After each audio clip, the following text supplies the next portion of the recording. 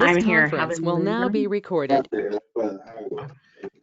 We'll call the meeting to order at 9:18 a.m. Present are Ray Standish, John Paddock, Chief Yeager, City Councilman Tom Scanlon. Tom, welcome back to the Traffic Board. So all 5 members are present. First item is to approve the minutes from the December meeting. Do we have a motion? Motion.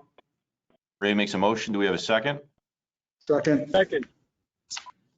Tom makes a second. All in favor? Aye. Any opposed? Motion passes.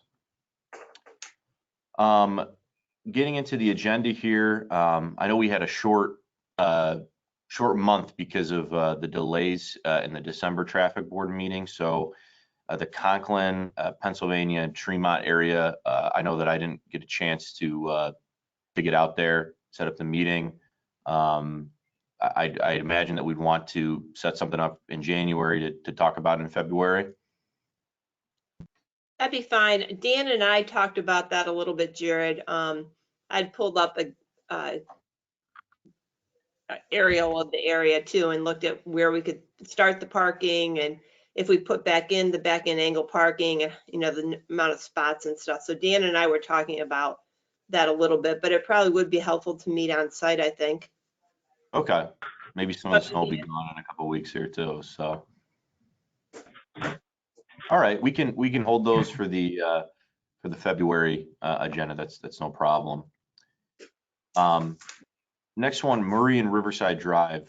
So I do have a bit of an update for the Traffic Board. So I spoke this week to both Rabbi Silver at the synagogue and office manager at Riverside Dental about some of the challenges we're having with the light.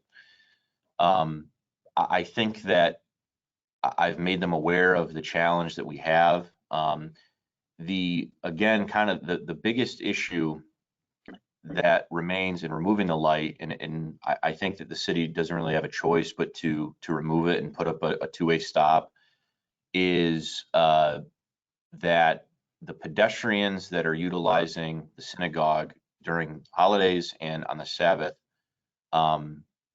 there's really no place to cross if you're coming from the west side of Riverside. Even something like a actuated pedestrian signal, they could not use as they're observing a Jewish religious practice and using electronics. So it's kind of a difficult situation, but I believe that the rabbi kind of saw our point of view. I told him that I would be in contact with him about the city's decisions moving forward. I'm not sure what else could be done at that intersection to improve pedestrian safety. One of the comments that he brought up is that if we were to look at the signal now, obviously there's an impact with COVID. There's no students, there's less traffic, but I think we also have information from a couple years ago when conditions were normal. So I'm just kind of putting that out there. I think at this point the city needs to go forward with removal of that and go through the study process as we did before. But I don't see a scenario that, even with some of the public comments that we've received, that we have an ability to keep that there. And I'll kind of open it up for discussion, Cindy or Dan or anyone. Well, you're right, Jared. We do have I mean, we based the initial recommendation for removal on counts, and that was prior to COVID.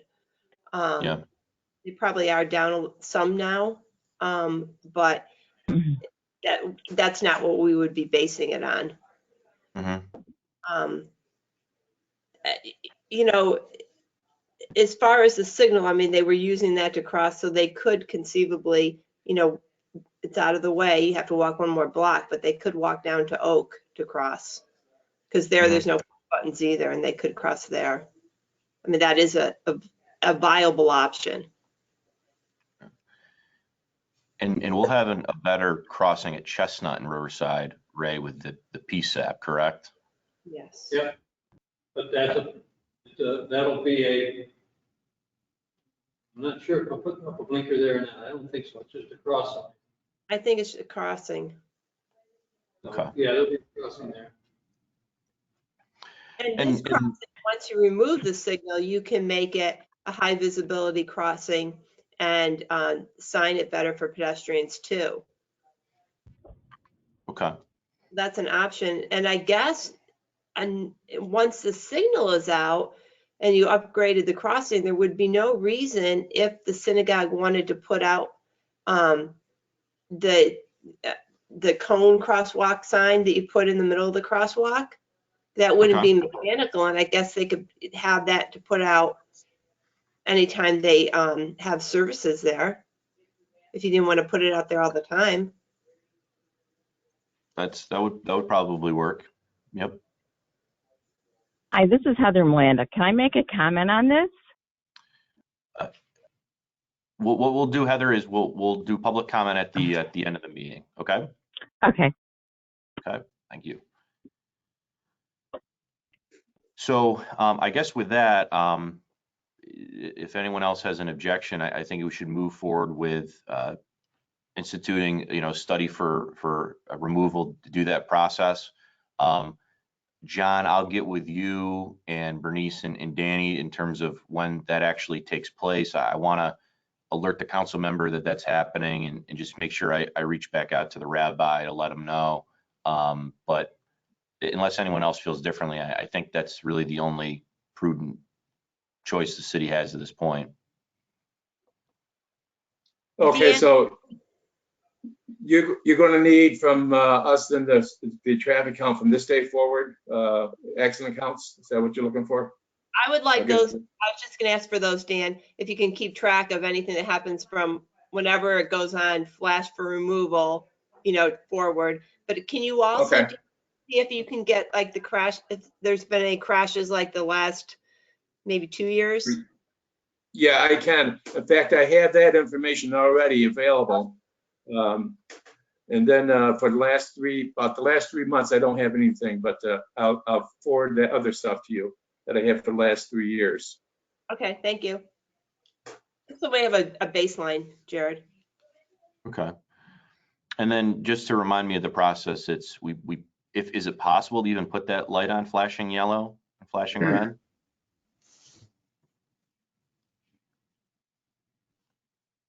I don't know, but it's been on it periodically through this time. I think he can set it in flash, yes.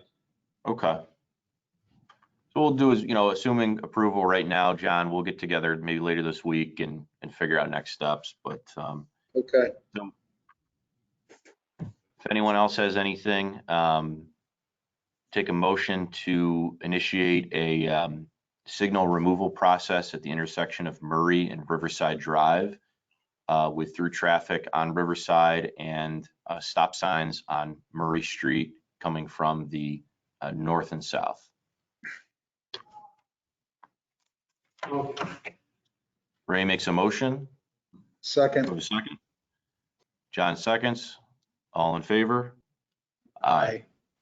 Any opposed? Okay, motion passes. Next on the agenda, 26 Davis Street. Yeah, 26 Davis Street. I took a ride past the location. It's a single-family house, no driveways. All the other residents around there do have driveways. What they're looking for at that location is during days when the alternate side parking is in effect, to have those residents at that location waived for alternate side parking because of senior citizens. Only on days when it's not a lot of snow accumulation. The problem is that if we start opening it up at that location, will spread to other places when they see that we're not enforcing the alternate side parking. I didn't stop in to talk to the person because I didn't know, what the board's feeling was. But right now, with alternate side parking, they have to move every day, whether they be snow piles on the ground or not. But I wanted to get the feeling of the board first. Well, John Paddock, if you can weigh in, Davis is typically a problematic street, right? With the number of on-street cars, this would not be positive for you, right? Right, absolutely. I mean, you got enough stuff, and I know that Allendale area is tight as well.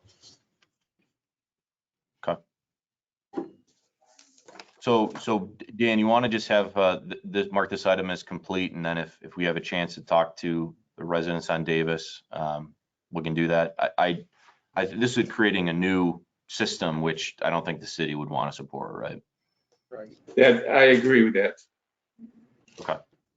We'll mark that item as complete. Next on the agenda is Fort Allendale. This is a handicap request. Dan, you got an IDC for that? Yes, I do. I finally was able to meet with Mr. Giblin from Fort Allendale Road. Several attempts by phone and by going to that location to try to meet up with him, and unsuccessful. Finally, last night, I decided to call after hours from my home phone. Mr. Giblin, I talked with him, he explained his problem. Pretty much what we have at other locations with a single driveway between two houses with multiple dwellings. In reviewing it, myself and Sergeant Patrician, we measured it out the street in the past, just so we didn't have to repeat going back there again the second time to measure. But he has a problem with one of his neighbors always park in front of that location, making it difficult for him to get into his into his house if the driveway is blocked. So I don't see any problem with putting a handicap spot in front of that location for his convenience. I did explain to him, however, that the space is not his exclusively. He has to comply with the 6-hour parking regulations and alternate side parking as they're written, and he has to display his handicap placard, and he was in agreement. So with that, I would recommend that we do go ahead and put a 6-hour, a handicap parking zone in front of this location. Any other questions? Nope. All right. And so the motion would be for installation of a handicap parking zone on Allendale Road, the west side, from 156 feet south of Kendall Avenue to 178 feet south of Kendall Avenue. Do we have a motion? I got a question. How does that affect the alternate street parking though? Yes, on the park on the other side. So you're saying on the odd day, he's got to move that car? Yes. Yeah, and he understands that, and I did explain that, and that's in the agenda, the IDC as well. That and he agrees with that. He's going to try to park off the street if he can, but because of the number of residents at that location, they're both two-family houses there. And it's a single driveway. That he understands that that if he has to park on the street across the street during those times, he will. But otherwise, he'll try to comply as much as possible. He'll try to park off the street as much as possible.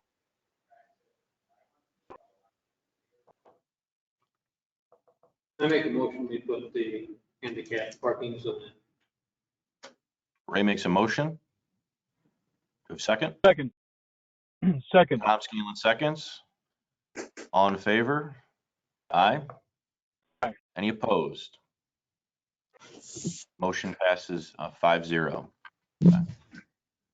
Anything else from Police Traffic Division? Yeah, 251 Oak Street. At the last meeting, you inquired if I would follow up on that. That's over there where the lady was asking to have the handicap space reduced in size, so she can share the on-street parking with her neighbor. I did talk with her, and she understands the 22 feet zone and stuff like that. So she's agreeable to it. She would like to, in the future, sometime they'll meet with us over there just to briefly see if there's another way we can maybe work with her on it. But she's in agreement with what we told her about the, that it has to be 22 feet in length for handicap parking, and that she can't, make changes on her own. Okay.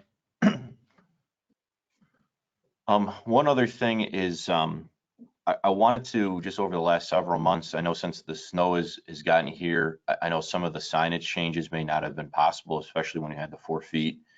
So if, maybe even the last 4 or 5 months, if traffic could get to DPW, John Paddock, all of the signage changes or any road striping changes that are needed as part of traffic board actions, we can, get a list going and make sure that those are done. I think that there was a little bit of a lapse around when the snow hit and we had some COVID cases. So just want to kind of clean up the books of all the actions the traffic board has taken. They said last maybe 4 or 5 months. Sure, no problem. I can meet with the traffic board probably sometime next week. Great. Traffic division, I'm sorry. Yep. Cindy, did you have anything else? No, I don't. Okay. We've got a caller or two, or do you have anything, Ray or John? I got one thing. Do we have to act on Washington Street where it's going to be two-way traffic now? I believe that was passed prior, correct? What street was that? I didn't hear. I couldn't remember whether we had addressed it before or not. Let me, it was, actually Dave Chase sent me the minutes. It was on February 26, actually 2018, that we Okay. passed the two-way traffic. Right. I can circulate the minutes of that if we need to as well. That's fine. I was just making sure we had done. Yep. It was a long time ago. Yep. That's John, all you I have something? Yeah, Jared, the only thing I have is I want to thank Bill Yeager and you for the last storm, getting out in front of it to help us with the alternate street parking and taking care of some of the delinquencies that we had out there. What I would ask is, again, with Binghamton University coming back in the next couple of weeks and the uncertainty of weather, that we continue the process out there, both ongoing and as any storms develop. It was really helpful, and it definitely was an improvement from last year. So I appreciate Bill's efforts and your efforts in supporting this. Good. And if new streets pop up, John, let us know and we can send them to BPD. Okay, yep, thank you. Yeah, they were helpful Okay. even downtown when we removed snow last week, so. All right. We've got any callers on during public comment? Yes, Heather Melanda. Okay, go ahead. Hi. Just a comment on the Riverside Drive Murray light. I lived on Oak Street all my life, and that light was there since the 1960s. I know that the temple uses it for crossings. I just had one suggestion. Why not a four-way stop?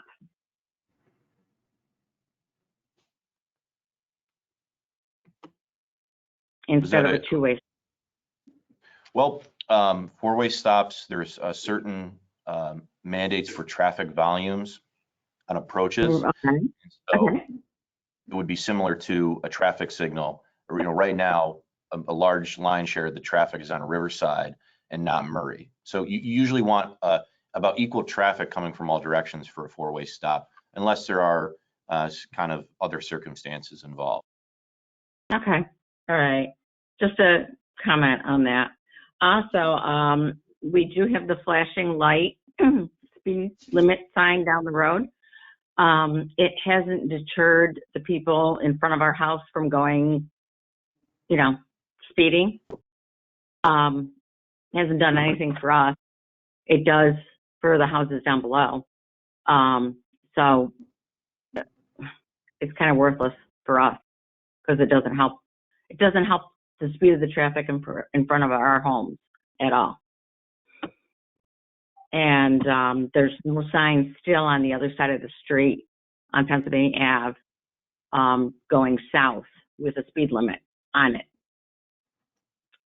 And I know I've talked about that before, and I've asked for it and asked for it and asked for it, and I don't know if they're like really expensive or what the deal is, but, and then nobody obeys the fact that there is a sign that says that there is a hidden driveway.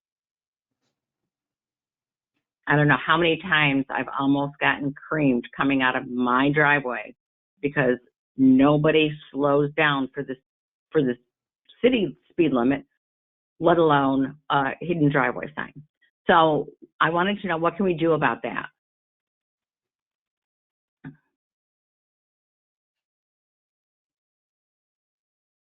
Well, Hello? I think we're here. I think that, you know, given kind of the traffic and the type of area that it's in, it's a transition from rural to sort of urban. You know, it's going to have inherent challenges with speed. I know that we're collecting data from the speed sign on exactly the speeds that are happening, and that's accessible. I think that BMTS wants to get a good amount of data before they pull it and are able to review it. So that's happening now.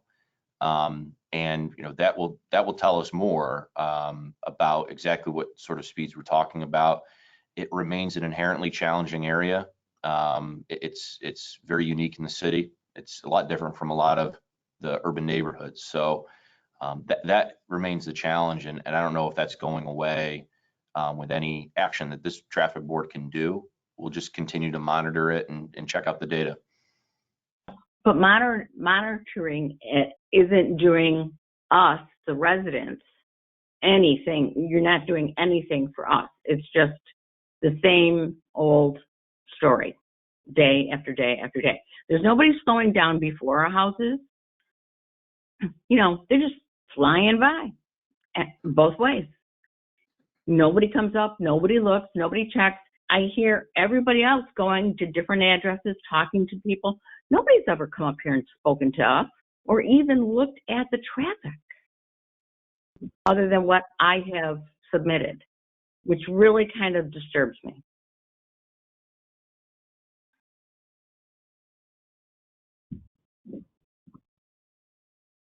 Okay. I mean, we do have folks that are looking at that traffic and collecting data on speeds, every car that passes on Pennsylvania Ave. And so it's being looked at, but like I said, there's the design of the road and coming from a rural area in the town of Binghamton into the city, you know, that's going to, from now and forever, be a difficult speed situation. That's one of the reasons why we decided to put the first ever radar speed sign there. And I understand your frustrations, but you know, we are constantly monitoring it. And you know, aside from putting a patrol car there 24/7, that nothing will, you know, completely address any speeding that may happen to happen. we don't have any police come up here unless they're going to sit on the other side of the street and talk to their girlfriends. And when that happens, it's very sad. And I do ask, hey, are you going to write tickets for these speeders? No. Okay, thanks. So I would really appreciate it if somebody would come up here and look at the situation other than the guys that put in the sign. They're the only ones that saw what was going on. That was it. I haven't seen you up here. I haven't seen anybody from DPW up here. I would really appreciate a visit from somebody up here to see what the traffic situation is. We can probably take care of that in the next month, Heather. We will get that accomplished for you. How about this month? I've been harping with you. I've been harping with you guys for the past year, and this is getting a little crazy. I understand, and we'll have someone from the traffic division of BPD in your area in the next before the end of the month. Okay, and we have your contact information as well. I would hope so. Okay. Thank you very much. Yeah. Any other items? If not, I will take a motion to adjourn. Oh, wait, hold on a second. Am I removing all these other items that were on here? Like you had Collier Street, there's a Hotchkiss, 31 Lewis. That was for next month because they came in late. So we can add those for next month's agenda if you want to distribute to the traffic division. Okay, so you want me to add those 3 to the next one? That's correct. And then I also had on here Conklin, Pennsylvania Ave. I didn't know if Cindy had anything on that. I was to carry that over to this meeting. Yep, carry that over for February. We discussed we want to do an in-person meet out there. Okay. Okay. Motion to adjourn. Ray makes a motion. Do we have a second? So is Ray and then who? I'll second. I'll make a second. John, second. John Patrick, second. Okay. All right, all in favor? Aye. Aye. Any opposed? Motion is adjourned. Or meeting is adjourned, excuse me. Thank you very much.